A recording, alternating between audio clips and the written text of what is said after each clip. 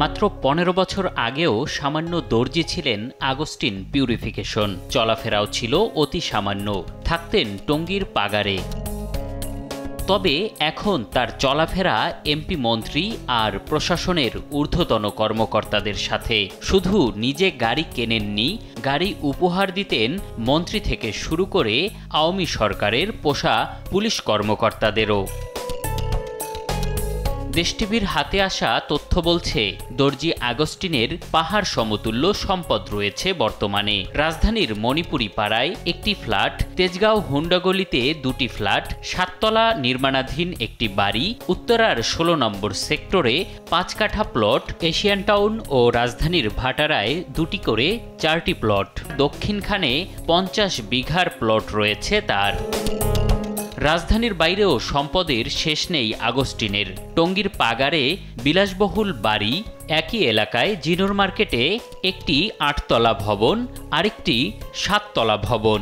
টঙ্গীর পাশেই ভাদুনে একটি প্লট, বাগদিতে 6 বিঘার প্লট, শেরপুরের 12মারিতে 17 বিঘার উপর রিসোর্ট, মাউসাইদে 7 বিঘার প্লট। সম্পদের তালিকা যেন শেষ হওয়ার নয়। এক তালিকায় প্রায় 1700 কোটি টাকারও বেশি সম্পদ রয়েছে তার ও তার পরিবারের নামে বেনামে। এরকম অনেক জায়গায় ওনার নিজস্ব সম্পত্তি আছে, প্লাস দেখা যাচ্ছে ছেলে বউ, ওয়াইফ, এদের নামে অনেক সম্পত্তি আছে। সেই সম্পত্তির যে অর্থ কোথা থেকে আসলে, এটা কিন্তু এখন আমাদের অজানা। এত সম্পত্তি অর্জনে তার অন্যতম হাতিয়ার মুরাল ব্যবসা। সাবেক স্বরাষ্ট্রমন্ত্রী আসাদুজ্জামান খান কামালের মুরাল বানিয়ে পুলিশ প্রশাসনকে বানিয়ে ফেলেন হুকুমের গোলাম, আর সমবায় প্রতিমন্ত্রী স্বপন ভট্টাচার্যের মুরাল বানিয়ে হয়ে ওঠেন সমবায় মাফিয়া।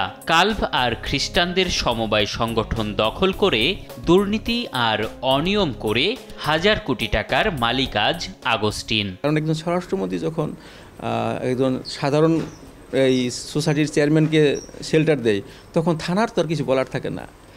আজকের স্বরাষ্ট্রমন্ত্রী যদি শেল্টার না থাকতো, তাহলে সে মিস্টার আগস্টিন কোনোভাবেই এত দুর্নীতি, এত খারাপ কিছু কাজ করতে পারতো না।